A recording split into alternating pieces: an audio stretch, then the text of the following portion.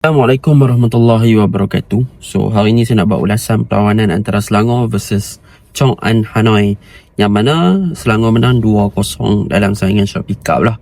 Gol dijaringkan dua-dua oleh Faisal Halim.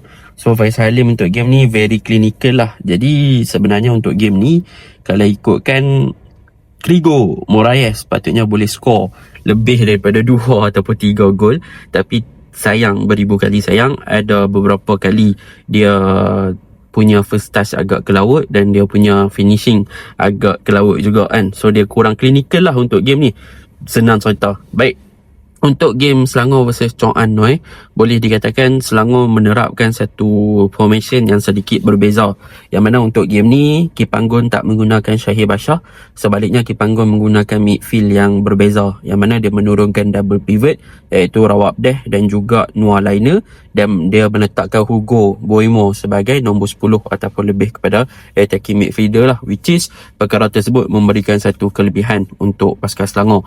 Jadi, apakah perkara positif yang kita boleh highlightkan untuk pasukan Selangor pada perlawanan ni? Baik, kita boleh highlightkan untuk bahagian tengah, yang mana kita boleh tengok untuk perlawanan ni, Nur dan juga Noah Liner, mereka bermain dengan agak baik in term of defensive duty dan juga in term of menangi first ball dan juga pressing lah, yang mana mereka berjaya untuk control middle third begitu baik lah kalau kita tengok. Yang mana Nur pun rajin untuk buat recovery dan juga memberi pressure run dan sebagainya. So benda tu positif. Tetapi yang saya nak highlightkan adalah tentang Noah Liner. Untuk game ni, Noah Liner tak diguna pakai macam sebelum-sebelum ni, yang mana dia more to covering on the half space kiri.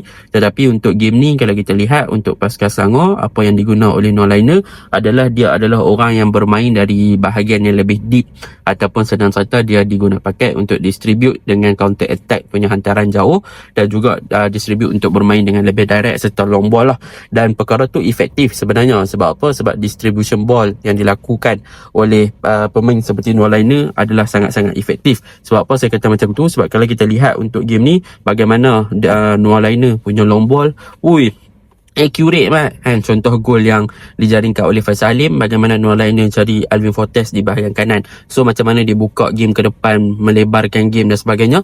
Noah Liner is the perfect one. So saya sukalah untuk Noah Liner main dekat situ. Tetapi untuk nombor 10, selalunya kita tengok Hugo, dia bermain lebih pada freedom dan bantu ambil bola, collect bola daripada bawah ke middle third dan sebagainya.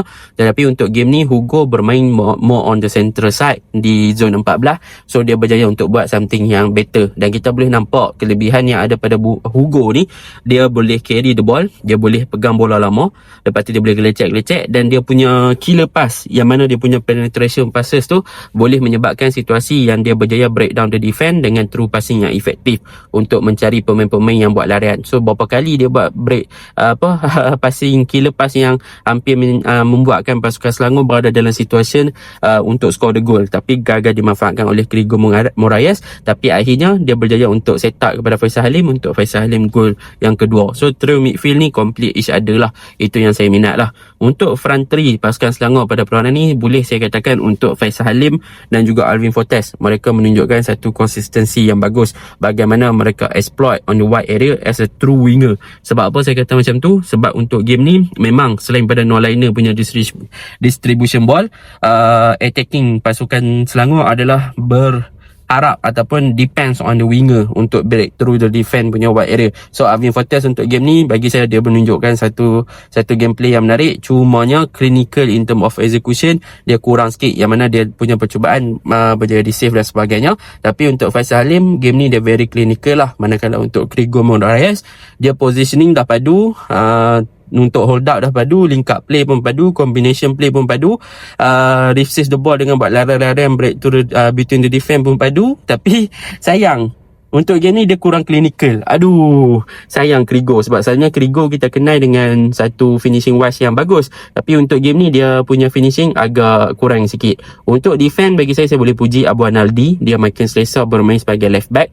Diarra macam biasa solid. Tetapi Richmond Angkrah nampak agak ketara bila dia tak boleh jadi ball carrier ataupun nak main ball playing defender, nak build up pada bawah, dia agak goyah. So dia banyak orang kata pegang bola tu dia tak berapa comfortable. So mungkin kena improve lagi. Jadi mungkin Diarra perlu partner dengan Haris Haikal ataupun Safwan yang lebih selesa untuk main dengan bola dari bahagian bawah lah.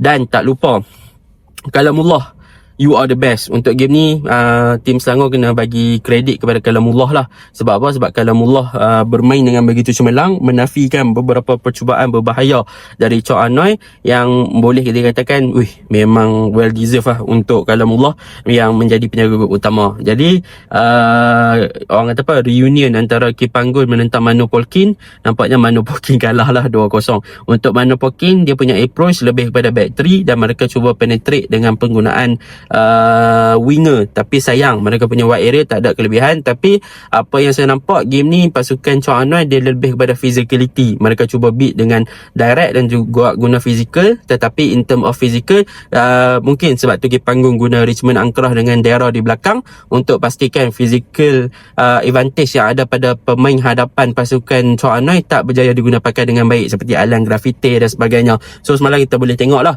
bila mana mereka nak guna more on physical, tak berapa nak berjaya untuk beat pemain-pemain yang defense seperti Diarra dan juga Richmond Angkrah. So that is a very good counter daripada Kipanggun. Jadi itu je lah ulasan saya. Assalamualaikum.